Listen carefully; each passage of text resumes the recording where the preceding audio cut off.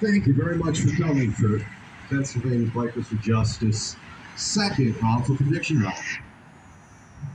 It turned out so well last year, we had to do it again. So, thank you all for coming. Thank you all for your hard work in preparing for this event.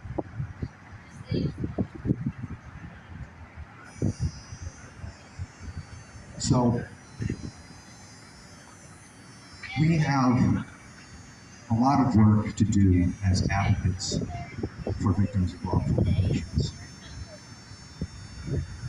One of the things I was asked was, why is a biker group that helps crime victims interested in advocating for victims of wrongful convictions? I said, the answer is obvious as the nose on your face. You can't be an advocate for crime victims when you're not advocating for victims of wrongful convictions. Those victims are victims of crimes as well. They're victims of perjury. They're victims of corruption. They're victims of falsification to authorities, fabricating evidence. These are crimes that destroy people's lives. These people deserve the recognition of crime victims.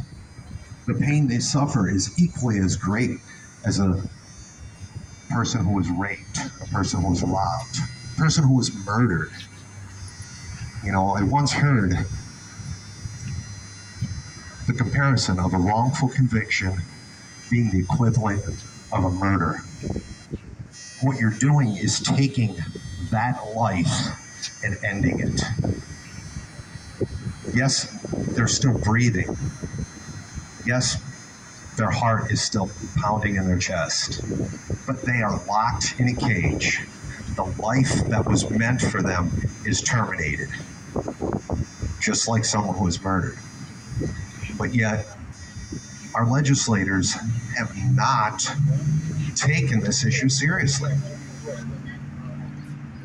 Every session that comes around, and their constituents are contacting them saying, you know, this is a terrible thing that is happening in Pennsylvania. Something needs to be done about it. They just write a little note, it gets buried somewhere in their desk, and they do nothing. So that is the objective of wrongful is creating awareness of the tragedies of wrongful convictions, creating the awareness of the need for change to stop these tragedies.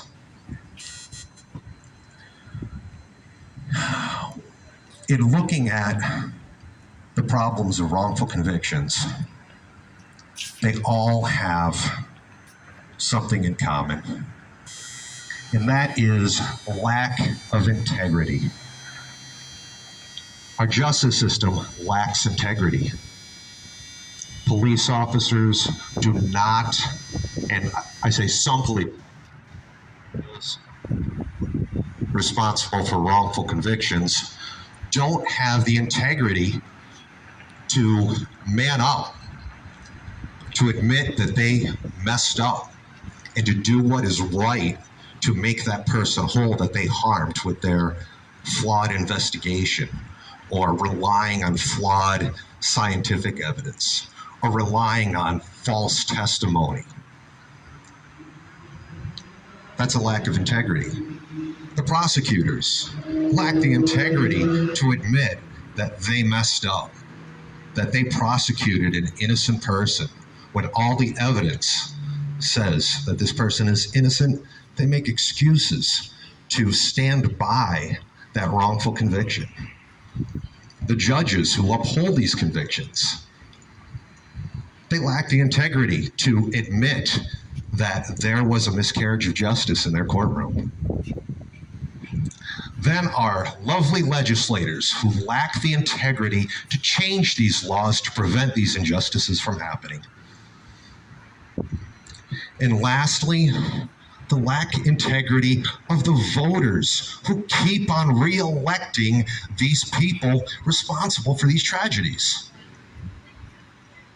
We need to bring integrity to the criminal justice system. We as voters need to have the integrity to vote for the legislators who will make these necessary changes. We have to do better. Now,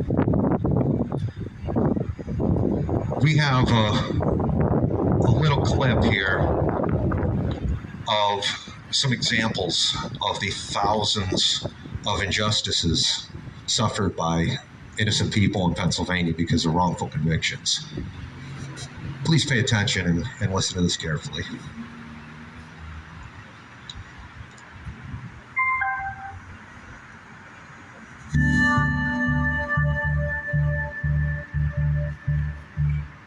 Welcome home. Welcome home. Great. Welcome home. Absolutely. Absolutely.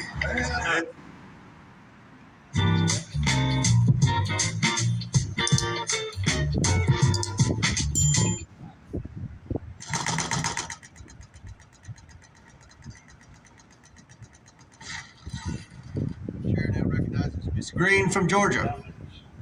Thank you, Mr. Chairman. On July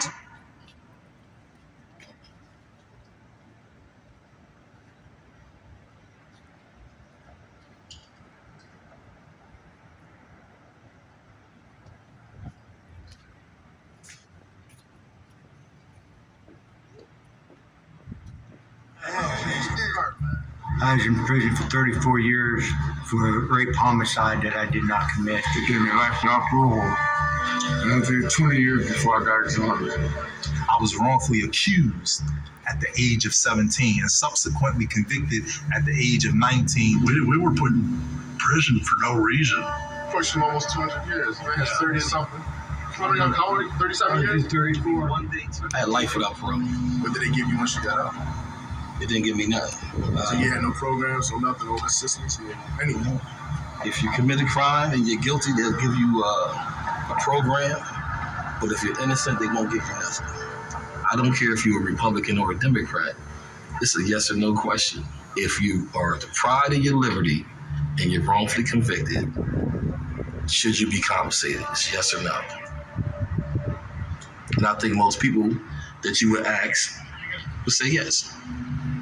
We lost our dreams, hopes. I lost everything I had. I owned a home. I was married. I lost everything I had. You know, computers just passed me straight up. I have no idea how to use them. You know, don't know how to use a smartphone yet. What kind of phone do you have right now? I got a flip phone.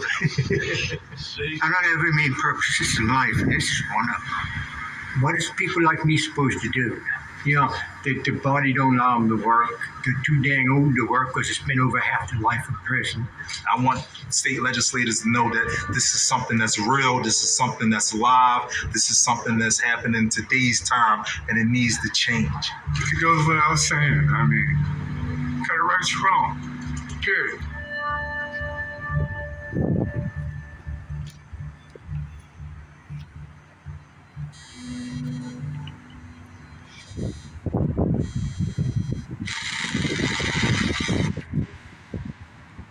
That is just a small example of the terrible tragedies innocent Pennsylvanians have faced because of wrongful convictions.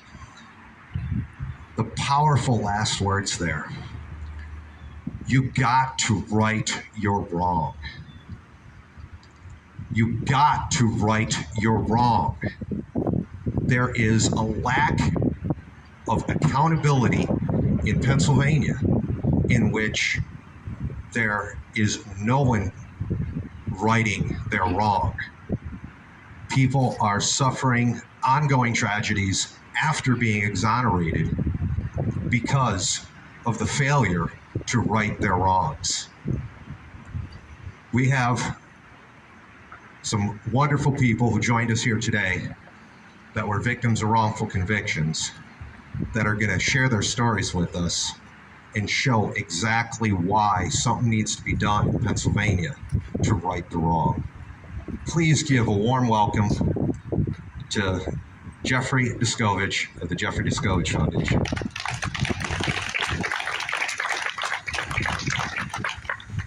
Thank you very much.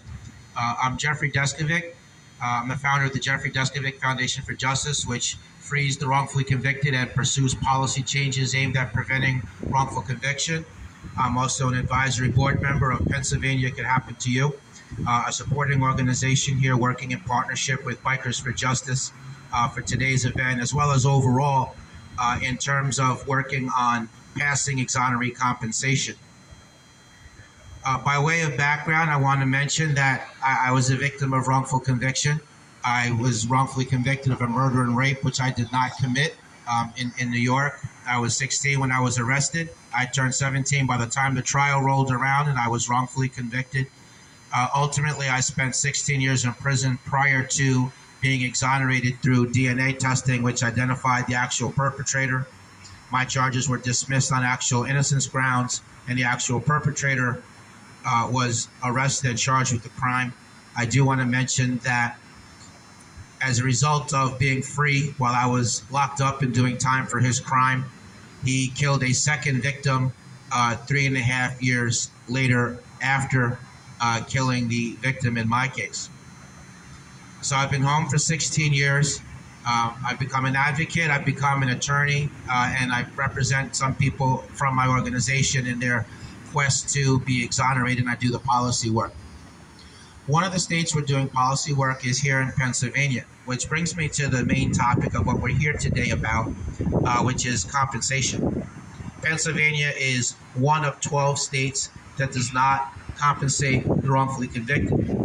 Why am I interested? Because I'm living in a border state, New York, and my life was hell for the first 5 years of my freedom, in which I did not have any compensation. I remember exactly what it was like. I want to just share a little bit of my experience so we can understand what we're really talking about here, and which ties into why compensation is important. And then not only the financial compensation, but also the reentry services piece as well. Like most people who are wrongfully imprisoned and released, there's psychological after effects. There's post-traumatic stress disorder, there's panic attacks, anxiety, fear on seeing law enforcement, feeling of processing things at a slower speed, a feeling of having been frozen in time. I was released when I was 32, but I felt like I was 17 because that was the last age that I was when I was last free prior to being wrongfully convicted. There was the stigma. Yes, you were in prison for 16 years wrongfully. Yes, but you were there for 16 years. How much of that rubbed off on you? Is it safe to be alone someplace with you? So definitely a challenge when it comes to personal relationships. My family had become strangers. Most of them had never come to see me, and the few that did, it was extremely sporadic, with often 3 and 4 years in between visits. I had long since lost touch with any friends. That went out the door when I was arrested for the murder and rape. So I was always passed over for gainful employment. So I had very little income coming in. I was a weekly columnist, but the newspaper only wanted one article a week. I was making some money doing speaking engagements, but you only make money with that when you get booked. So really, I had about $1,000 a month that I could count on. I was by myself with no friends, family that I couldn't, that had not come to visit me, that I could not reconnect with. The world was different. GPS, cell phones, internet hadn't been created. The culture was different. Neighborhoods looked different. So cumulatively, those three factors made it feel like I was in a parallel world, a world that I didn't belong to. I lacked stability of housing. So I bounced around from place to place until I eventually was a couple of weeks away from living in a homeless shelter. It was only when Mercy College, which gave me a scholarship to finish the bachelor's degree, which I had completed the GED associates and a year towards the bachelor's in prison before they cut the funding. It was only when Mercy College, which had given me that scholarship, allowed me to live on campus. That was how I avoided living in the homeless shelter. So that was 5 really, really difficult, lonely, isolated, destitute years. I I want to add that it was particularly challenging for me because the years that I was in prison, the age, 17 to 32, I had never lived alone before. I never had a driver's license. I never went shopping. I never wrote a check. I never had to balance a budget.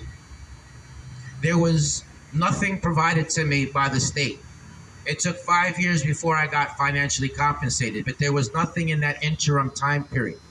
I feel very strongly that it's a state obligation. This ties into Pennsylvania.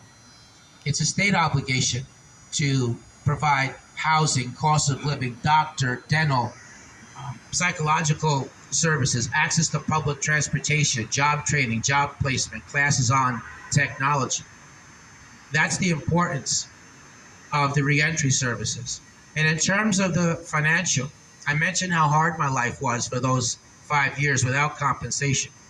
So I can relate to my brothers and sisters here in Pennsylvania that have been wrongfully imprisoned and exonerated. I can relate to them how difficult their lives are, trying to rebuild your life without compensation. We're going to hear from them in a moment. But when I was compensated, I didn't have to worry about how I was going to pay my bills after that. It left a mental strain. It lifted it. I was able to pay for mental health services. I was able to get a master's degree. I was able to go to law school and become an attorney. I was able to devote my life to preventing wrongful conviction and working to free people. My life post-exoneration is like night and day compared to what it was without compensation. So compensation is an essential tool, hence the need to pass compensation. So there's been a pair of bills that have been introduced here in the Pennsylvania legislature. Pennsylvania Can Happen to You. We've been working for about 3 years, meeting with elected officials on both sides of the political aisle. As my friend and comrade Trent Roberts, who you'll hear from in a moment, might say, it's not a Republican issue or a Democratic issue. But we've worked both sides of the aisle, and we've been building support for compensation. We've been walking the halls of Harrisburg. We've been bringing exonerees. We have data. We've shared information pertaining to compensation, and we put together that video, the audio of which you just heard, and the video of which will be sent around to those of us watching at home via the live stream. So those were all tools, and it's been 3 years. We think we're in a good place now. The bill has been introduced on both sides. We do need to make a few changes to the bill. Normally, in compensation, the attorneys get a third. And what we would like to do is we would like the state to pay the third rather than the exonerees pay it out of their compensation. That's one change we want.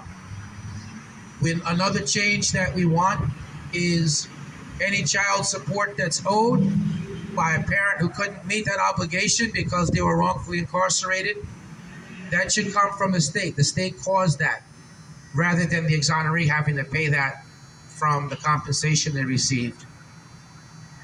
And another thing is that people who have spent time as listed on the sex offender registry, that dramatically impacts your employment prospects, your income.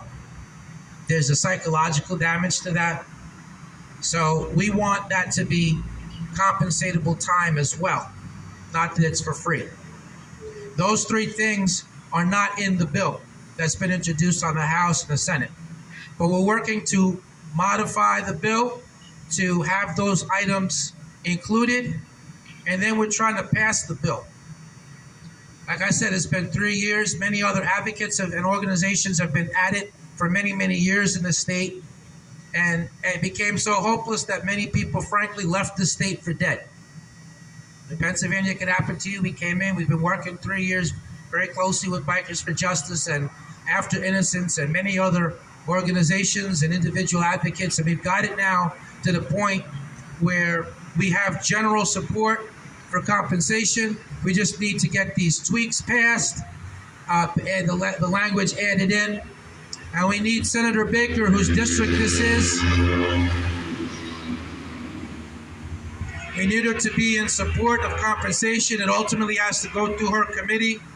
We hope that she will hear about this event, about how constituents in the area that she represents are in support of compensation, that she'll make the changes, and that she will pass the bill out of her committee. If we can get her support, we're going to pass the bill. If we cannot get her support, we're not. That's the bottom line. So with that, I'm going to thank everyone for listening, and I'm going to invite the Pennsylvania exoneree, Larry Trent Roberts, to come up, share some of his story, and discuss how difficult life is without compensation. Trent.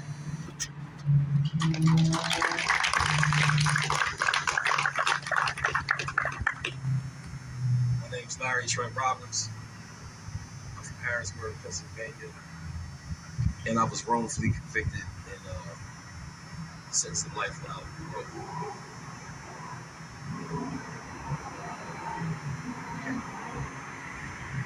My name is Larry Trent Roberts. I'm from Harrisburg, Pennsylvania, and I was wrongfully convicted and sentenced to life without parole.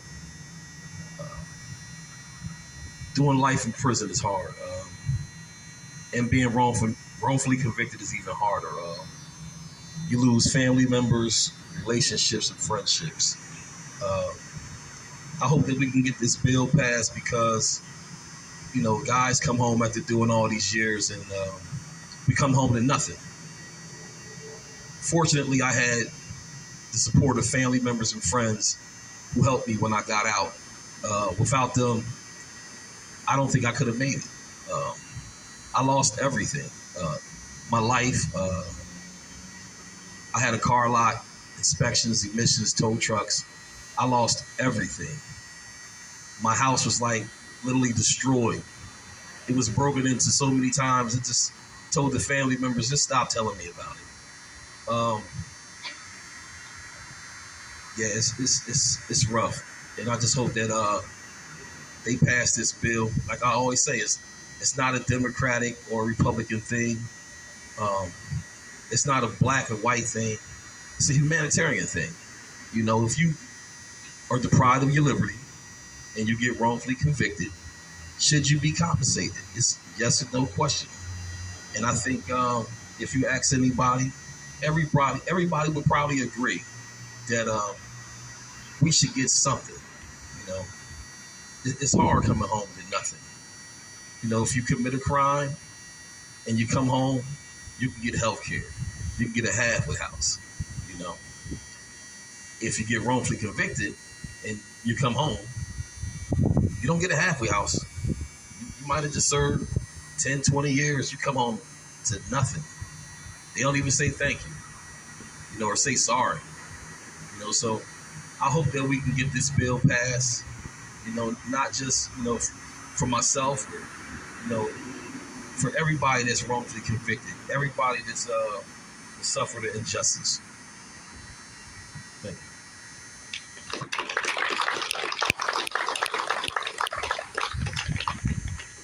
you. Next Pennsylvania exoneree you want to call up is Alfredo Domenech.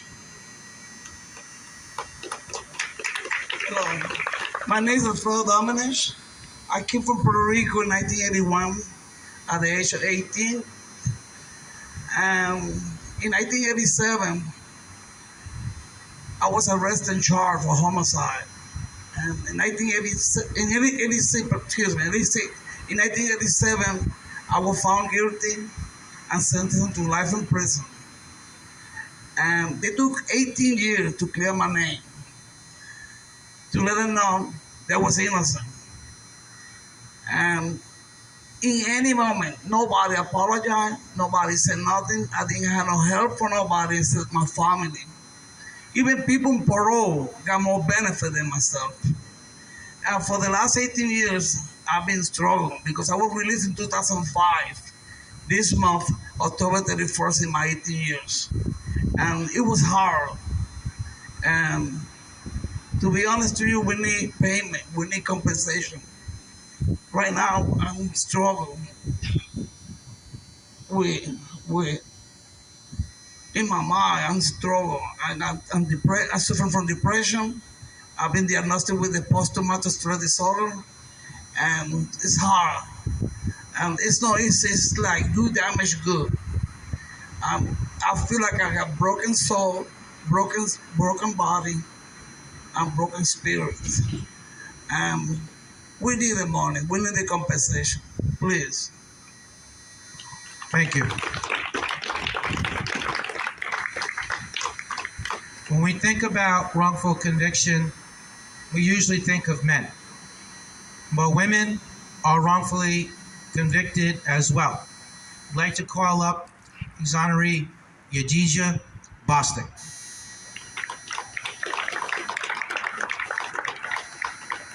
Good afternoon. We thank you all for coming out and supporting us. It's been a very long time, trying time, and we need our voices to be heard. I'm just really finding out about this support. I was convicted of a crime in 1989 of murder and vehicular homicide and aggravated assault and a slew of other charges. And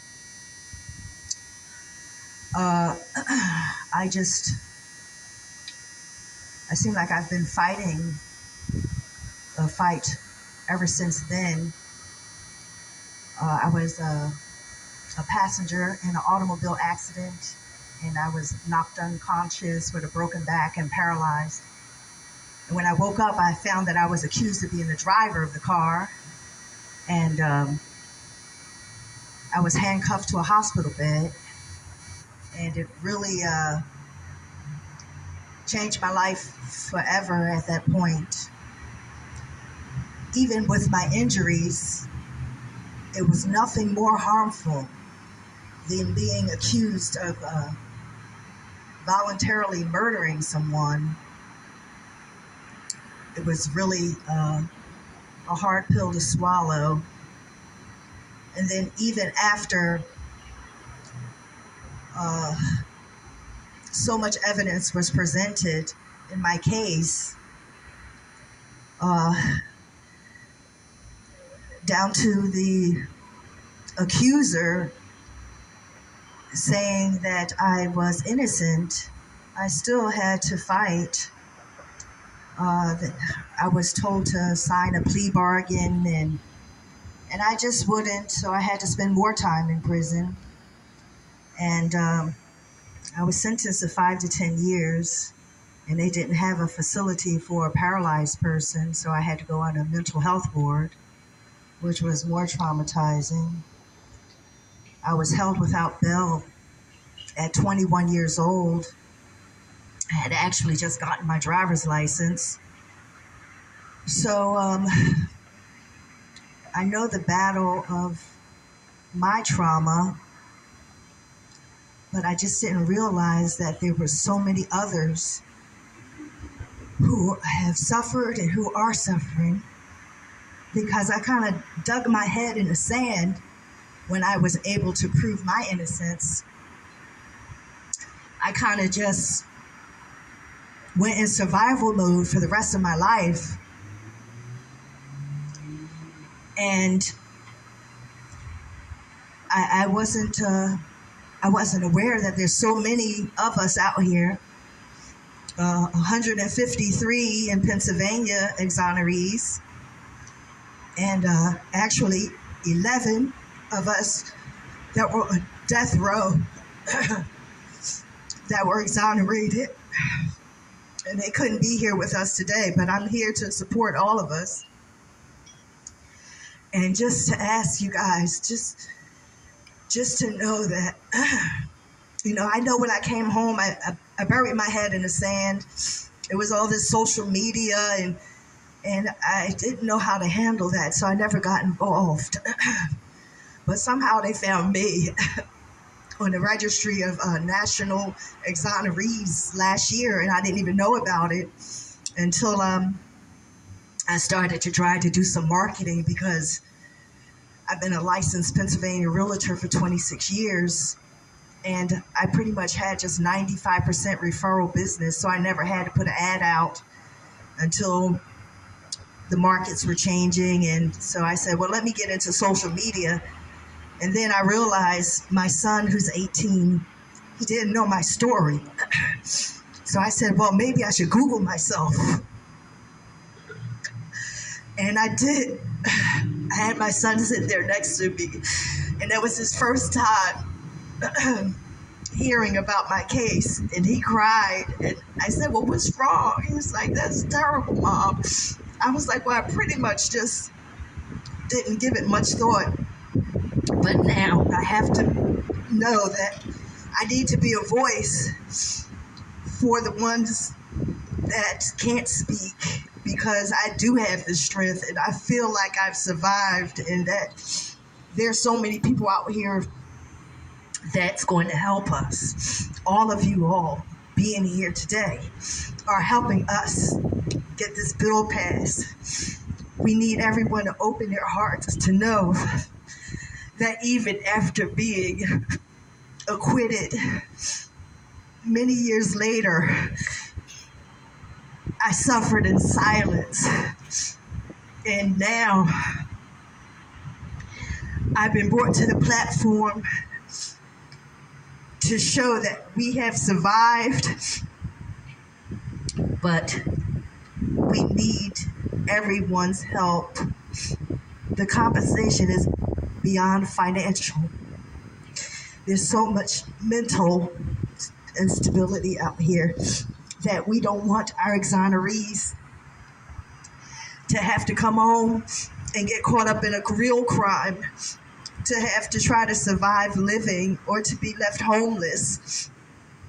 So if you guys could all open your hearts, everyone, and put our voices together to let everyone know that it's just fair to correct the unfair, the injustice that affects us all.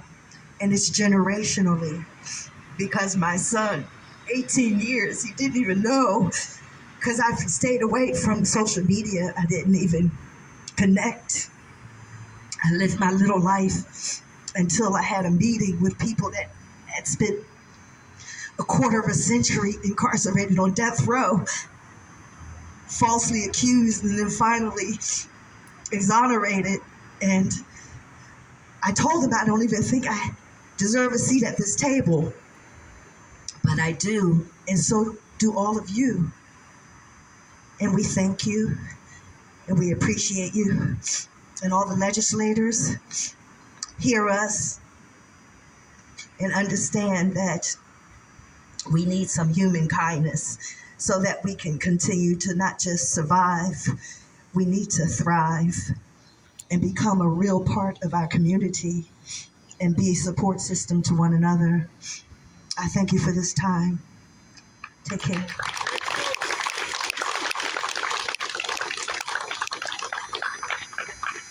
So there's one more thing I'd like Yeidja to address, the difficulty, being a Pennsylvanian and not being compensated. I'd like her to share just a little bit about that, please.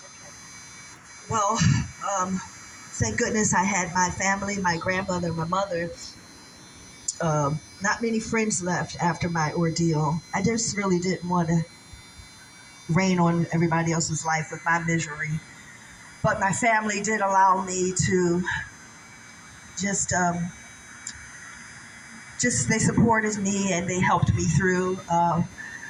But they did as much as they could. I came home with no health care. It happened when I was 21, so I didn't really have many skills. I had to live as an adult off of other adults, and that was really depressing. So, like I said, if you come home and you don't have a family or support system, you can be left homeless, and you're a different ward of the state. And we don't want to be a nuisance after we've already been victimized. Like housing, being a licensed realtor in Pennsylvania for 26 years is the the most detrimental thing right now for exonerees or people coming home. They don't have a place to go. Just meals. I mean, we don't need to talk about the economy as it is now, because even if you are financially employed and you have financial gain, it's still tough. So imagine having to start from scratch, but you're doing it as an adult. It's kind of like I sat in prison longer because I didn't want to have a record, because I wanted to be able to get a good job. But you can't do that if you have mental health issues and you can't even come out of your room because you've been incarcerated so long that you just come home and recarcerate yourself. So we need mental health treatment so we can heal. And hopefully the healing won't take as long as the incarceration. We need housing, and we need to be able to purchase our own homes so we don't always have to depend on handouts. We want to be productive citizens. We need help with childcare. All the people that are forced to pay child support while they were incarcerated for something they didn't do is unfair. We just need people to understand, if you just look at your daily life and just how just buying just regular toiletries, everything is so expensive.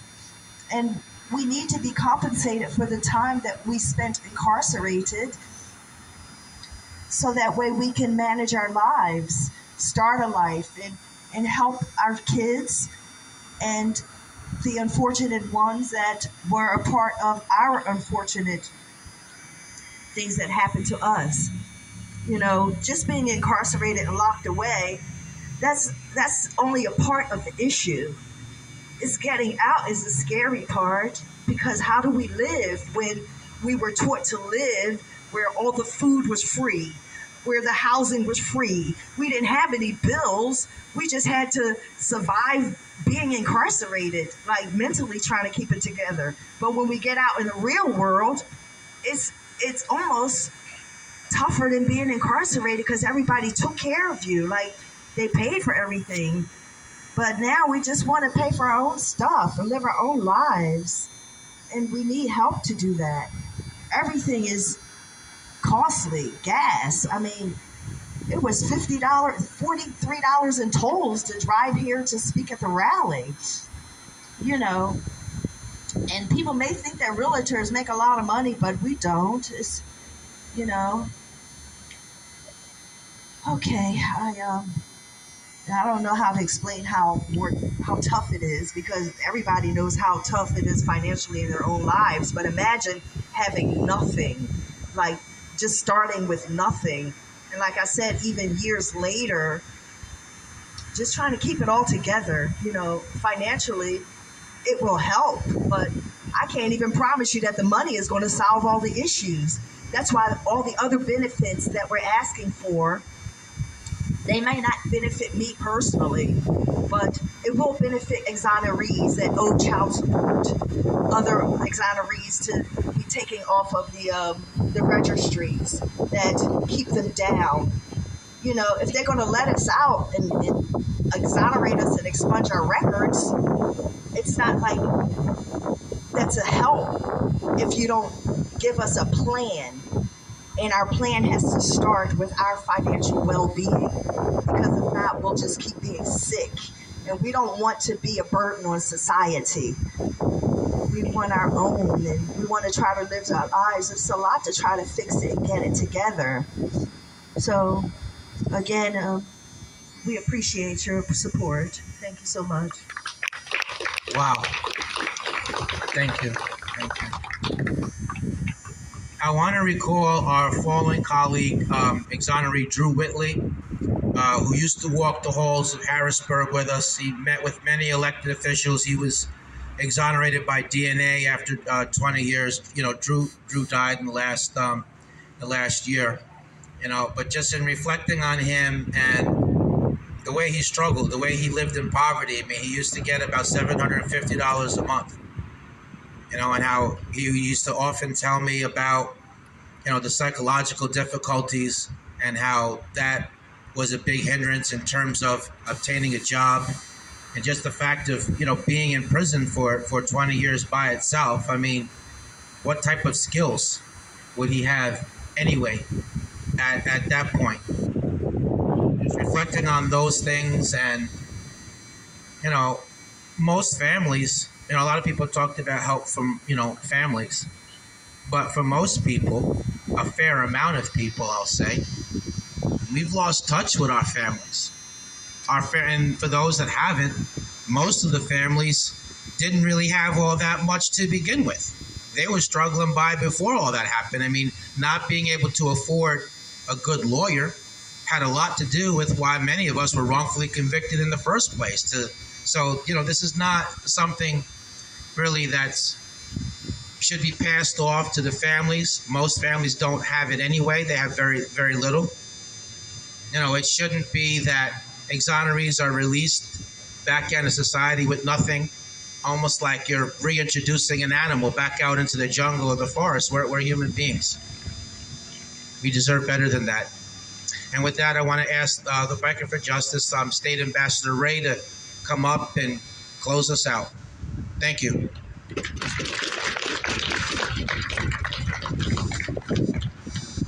First thing I'd like to say, thank you all for coming. And if you invite me, help me, please say thank you to all of our guests that took time out of their day to be here. And it's just, on behalf of everyone, I know it doesn't do a lot, but I'm sorry.